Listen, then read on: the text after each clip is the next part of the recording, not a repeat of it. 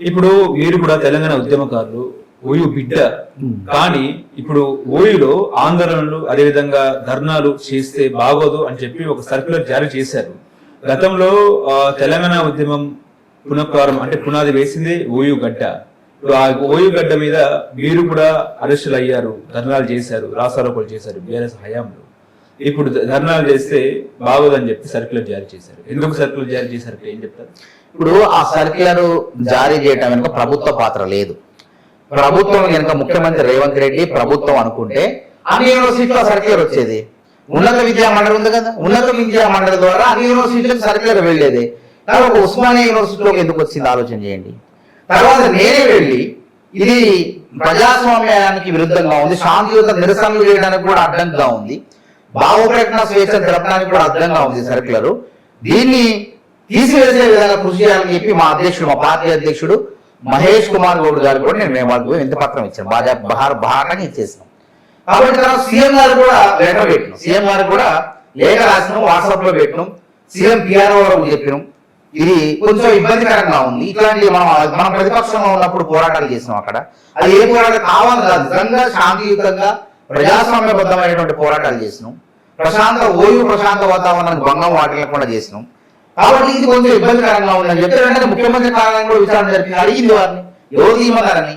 అయితే ఇక్కడ కాంగ్రెస్ ప్రభుత్వం ఏంటంటే వీసీలని ఎటువంటి రాజకీయ సంబంధాలు ఉన్న వాళ్ళతో నియమించలేదు. విద్యావేత్తలను, కుమార్ అనే ఆయన ఒక విద్యావేత్త, ఆయన ఆ కులం ప్రకారం మాదిరైనప్పటికీ ఆయన కులం ప్రకారం మేధస్సు పరంగా వచ్చింది ఆయన.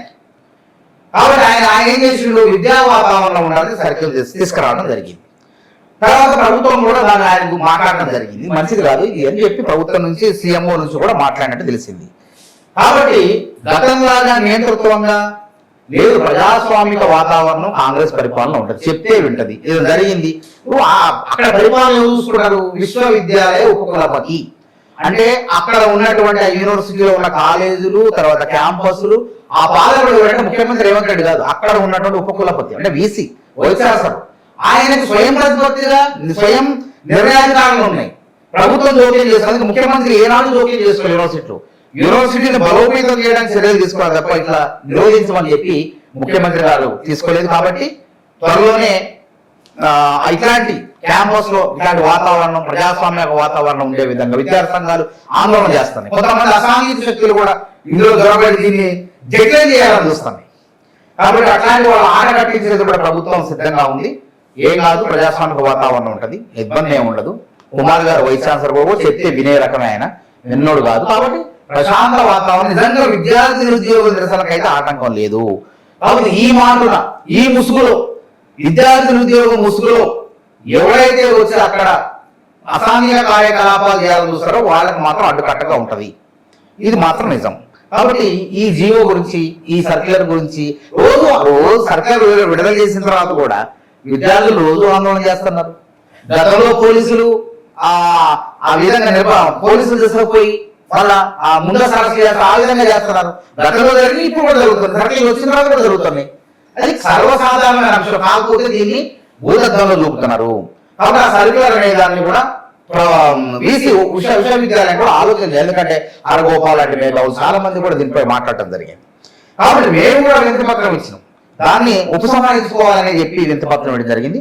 ఆ దిశగా ప్రయత్నాలు జరుగుతున్నాయి. అంటే ఉద్యమ గొంతు నొక్కేసే అట్లా ఎందుకుంటే అసలు సర్క్యులర్ ఎట్లా వచ్చిన తర్వాత కూడా విద్యార్థి సంఘాలు ఉద్యమాలు చేస్తాయంటే మాత్రమా ప్రజాస్వామ్యబద్ధంగా చేయండి, ఆస్కాల దగ్గర చేయండి, కానీ శృతిమించొద్దు.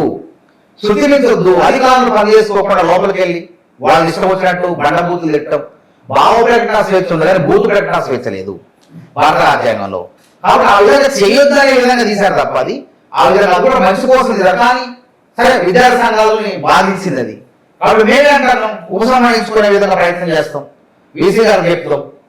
కాబట్టి విద్యార్థులారా, నిరుద్యోగులారా శాంతించండి. మీ మాట మీ ముసుగులో వేరే ఒకరికి అవకాశం లేదు. కొంతమంది అసాంఘిక శక్తులు, కొన్ని రాజకీయ పార్టీల ప్రలోభంతో అక్కడ చికాకు ప్రయత్నాలు చేసే ప్రయత్నం చేస్తున్నారు. విశ్వవిద్యాలయ ప్రశాంత వాతావరణానికి భంగం కలిగిస్తారు. కాబట్టి మనందరం కూడా జాగ్రత్తగా ఉండాలి. ప్రజాస్వామ్య వాతావరణాన్ని అందరం కూడా పునరుద్ధరిద్దాం అని చెప్పి మీ పాపులర్ ఛానల్ ద్వారా విద్యార్థి సంఘాలు నేను చెప్తున్నా. ఓకే.